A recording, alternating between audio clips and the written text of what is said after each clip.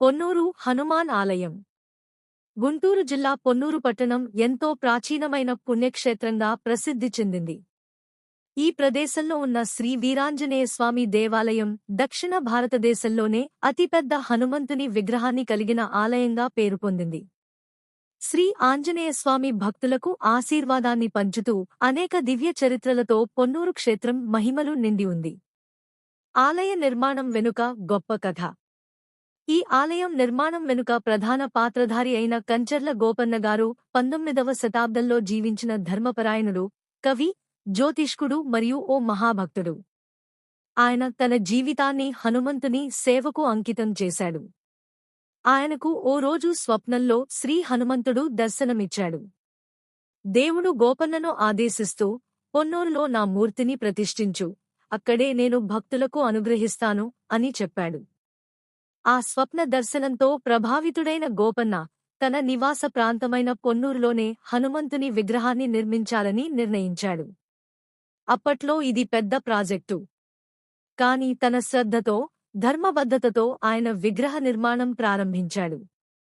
విగ్రహ విశిష్టత. శ్రీ హనుమంతుని విగ్రహం సుమారు 24 అడుగుల ఎత్తుతో 700 టన్నుల బరువుతో ఒకే ఒక కళ్లపట్టిన కట్టడిగా నిలుస్తుంది. ఈ విగ్రహాన్ని ఒకే శిలపైకి చెక్కించి దాన్ని అక్కడి ప్రదేశానికే తీసుకురావడం అప్పుడు అద్భుతమైన ఘట్టంగా నమోదైంది. మానవ శక్తికి మించి భక్తిశక్తితో మాత్రమే ఇది సాధ్యమైంది. అదేవిధంగా దేవుడే దానికి మార్గం చూపాడన్న విశ్వాసం ఉంది. ఇంత పెద్ద విగ్రహాన్ని ప్రతిష్ఠించడంలో అనేక అడ్డంకులు ఎదురయ్యాయి. కొన్ని రోజులపాటు భారీ వర్షాలు, కొన్నిసార్లు రథం కదలకపోవడం వంటి ఇబ్బందులు ఎదురైనా భక్తుల శ్రద్ధ, గోపన్న ధైర్యంతో చివరికి విజయవంతంగా ప్రతిష్ఠించబడింది. మహిమాన్విత సంఘటనలు. పొన్నూరు హనుమంతుని ఆలయం అద్భుత సంఘటనలకు కేరాఫ్ అడ్రస్గా మారింది. ఆలయ ప్రతిష్ఠాపన తర్వాత కొన్ని నెలలకే ప్రజలు ఆశ్చర్యచకితులయ్యే సంఘటనలు జరగడం ప్రారంభమయ్యాయి. 1. ఒక రోగికి వరం. ఓ వ్యక్తి ఎన్నో సంవత్సరాలుగా పక్షవాతం బారిన పడి ఏ వైద్యానికి ఫలితం లేకపోయాడు. అయితే హనుమంతుని ఆలయంలో ఆయనకు అభిషేకం చేయించి ప్రదక్షిణలు చేసిన తరువాత అతను నడవడం ప్రారంభించాడు. 2. గర్భిణీకి జీవదానం. ఒక గర్భిణీ మహిళకు ప్రసవ సమయంలో ప్రాణాపాయం ఏర్పడింది. ఆమె కుటుంబ సభ్యులు హనుమంతుని మొక్కులు వేసి ప్రాణాలతో బిడ్డతో సహా బయటపడిన సంఘటన ఎంతో ప్రసిద్ధి చెందింది. 3. వర్షం కోసం మొక్కు.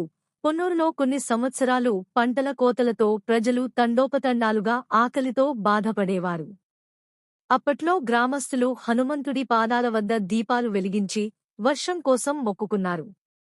ఆశ్చర్యంగా 3 రోజులకే భారీ వర్షాలు కురిశాయి. ఆలయ ప్రాంగణంలో ప్రత్యేకతలు. గరుడ స్తంభం. ఆలయానికి ఎదురుగా ఉన్న గరుడ స్తంభం బలమైన ధర్మ చిహ్నంగా నిలుస్తుంది. శిలామయ రామ పట్టాభిషేక విగ్రహాలు. రామ, సీత, లక్ష్మణ, హనుమంతుల విగ్రహాలు ఆలయ పక్కన అలరారుతాయి. హనుమ ద్వారాలు. ఆలయ ప్రవేశ ద్వారాలు అద్భుత శిల్పకళను ఆవిష్కరిస్తాయి. ఉత్సవాలు. ప్రతి సంవత్సరం శ్రీరామ నవమి, హనుమాన్ జయంతి, విజయదశమి వేళ ఆలయానికి లక్షలాది మంది భక్తులు పోటెత్తుతారు. ఆలయ నిర్వహణ. ఈ ఆలయాన్ని స్థానికంగా ఏర్పడిన శ్రీ వీరాంజనేయ సేవా సమితి నిర్వహిస్తుంది. వారే ఆలయ శుభ్రత, పూజల కార్యక్రమాలు, అన్నదాన కార్యక్రమాలను సమర్థవంతంగా నిర్వహిస్తున్నారు. పెద్ద సంఖ్యలో వాలంటీర్లు నిత్యం సేవలో పాల్గొంటున్నారు. పర్యాటక, భక్తి పరంగా ప్రాధాన్యత. పొన్నూరు ఆలయం ఇప్పుడు ఆంధ్రప్రదేశ్ రాష్ట్రంలో ప్రముఖ హనుమాన్ క్షేత్రంగా నిలిచింది. శనివారం, మంగళవారం ప్రత్యేక పూజలు చేస్తారు. దోసలు నివేదించడము ప్రాచుర్యం పొందింది. విద్యార్థులు, ఉద్యోగ ఆశయాలు ఉన్నవారు స్వామిని దర్శిస్తే విజయం సాధిస్తారన్న విశ్వాసం బలంగా ఉంది.